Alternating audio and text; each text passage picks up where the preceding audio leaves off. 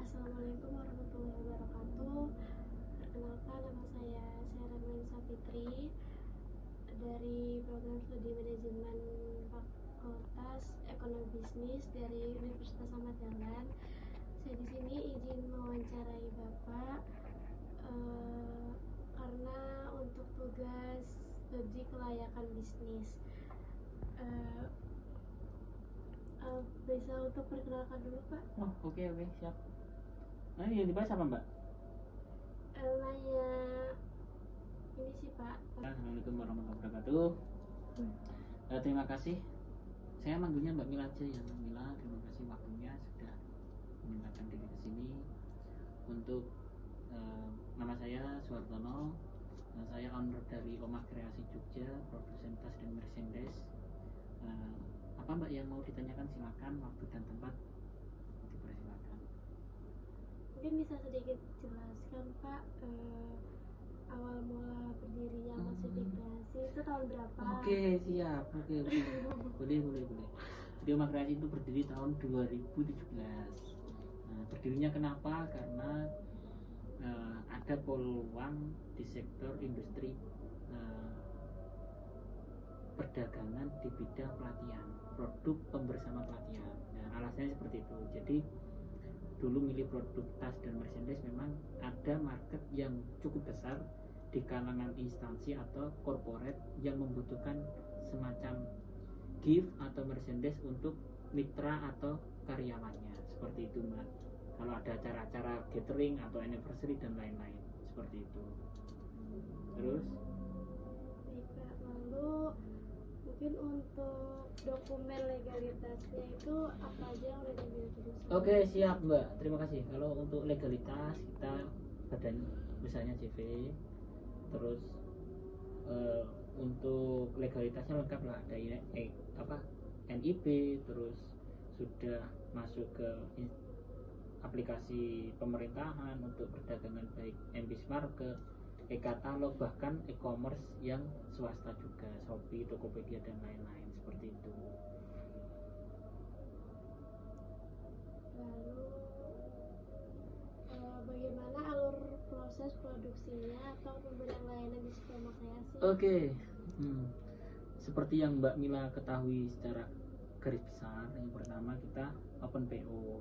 Terus setelah open PO kita menyesuaikan keinginan pelanggan sesuai dengan budget, barang yang diinginkan.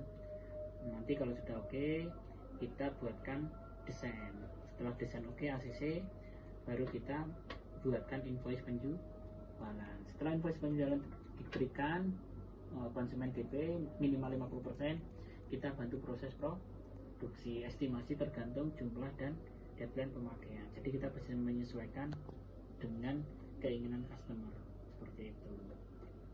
Jadi langsung nanti dari PO ke desain ke produksi ke pengiriman, seperti itu. Alurnya cukup sekitar 4 alur. Oke. Baik, Pak. Selanjutnya mungkin untuk bagaimana gambaran umum perputaran modal di sini, apakah saat ini perusahaan sudah mencapai titik impas atau sudah dalam tahap pengembangan laba? Kalau untuk titiknya kita masih tetap berupaya mengembangkan di sektor labanya, karena memang naik turunnya market itu juga berpengaruh terhadap cash atau terhadap produk yang ada di sini, seperti itu. Lagi ya.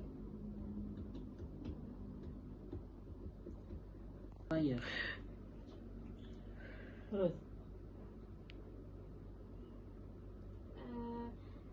untuk targetnya pasar utamanya itu siapa ya, Pak? siapa? Tanya-tanya. Kan Oke. Untuk market umum, market kita targetnya yang pertama corporate, kedua instansi pemerintah, yang ketiga itu lembaga atau kampus-kampus, terus LSM, ya itu bahkan apapun yang urusannya dengan gathering, urusannya dengan seminar, diklat, itu adalah target market besar kita, seperti itu, Mbak. Oke.